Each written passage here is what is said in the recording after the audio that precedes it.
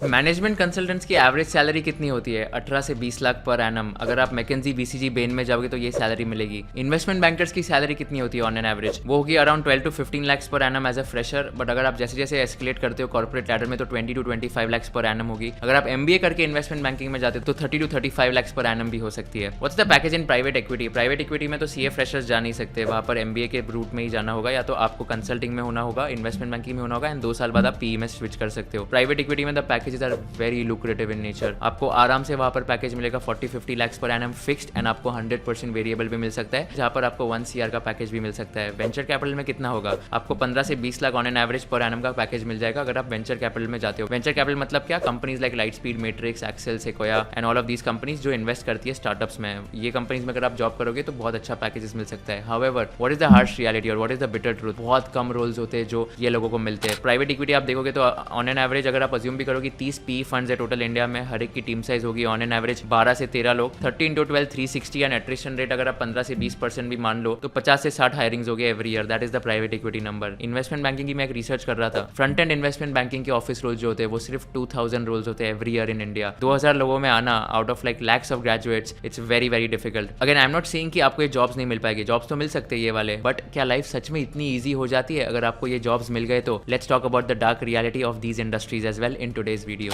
तो मैं मेरी पर्सनल स्टोरी की बात करता हूँ। मैंने सीए, सीएफए, एसीसीए कर लिया था, एंड देन मैंने आदित्य बिरला ग्रुप में कॉर्पोरेट फाइनेंस में जॉब किया था। अभी सबको लगेगा कि यार इसकी तो 18 लाख की नौकरी लग गई है, इसकी 20-25 लाख की लगेगी अगले 2 साल में, इसकी तो लाइफ सॉर्टेड हो गई, लाइफ बहुत ईजी हो जाएगी। बट ऐसा बिल्कुल नहीं होता है। फर्स्टली सीए में फेलियर रेट बहुत ज्यादा होता है, 10% लोग पास होते हैं, 90% लोग फेल होते हैं। People forget the 90% people and they only focus on the 10% people who have cleared the examinations. ऐसा बिल्कुल नहीं होता है। Let me give you another example, right? बहुत सारे लोग ऐसे होते हैं जो लोग पास होने के बाद भी उनको ड्रीम जॉब्स नहीं मिल पाती है। मैं आपको एक मेरा सिंपल पर्सनल एग्जांपल बोलता हूँ। नवंबर 19 में टोटल 202 रैंक होल्डर्स थे। 202 रैंक होल्डर्स में से 128 rank holders were there in the management development program which was organized by ICAI। ये 202 रैंक होल्डर्स क्यों थे? बिकॉज ओल्ड कोर्स और न्यू कोर्स दोनों के रैंक होल्डर्स मिला के 202 थे। यूजुअली इतने ज्यादा नहीं होते। 128 रैंक होल्डर्स में से you will be surprised to know कि on the day of campus placements 25 फरवरी 2020 का दिन है, मुझे आज भी याद है, एक दिन मेरे बर्थडे के बाद था ये दिन। 72 people were placed out of 128। Remaining people did not get a job eight the end of the day of campus placements. This was very very surprising कि सीए में रैंक भी आ गए फिर भी कंपनीज इनको हायर नहीं कर रही है। इसमें पॉइंट क्या है? ऐसा नहीं है कि सीए में रैंक आ गया तो लाइफ सॉर्टेड है। आपको मेहनत तो करनी है, लाइफ डिफिकल्ट ही रहेगी, लाइफ बहुत ईजी नहीं होने वाली है, बट जो स्ट्रगल, सैक्रिफाइसेस, जो मेहनत होगा वो आपको डेफिनेटली करना है। एंड ऊपर से जब मैंने इंटरव्यूज दिए थे we got a feedback from a lot of companies कि यार ये क्वालिटी सीएस नहीं मिल पा रहे हमें बेटर क्वालिटी के सीएस चाहिए। भले ही इनका रैंक आया है but we don't want someone who just has the technical knowledge, we want someone with an allrounder kind of a personality. तो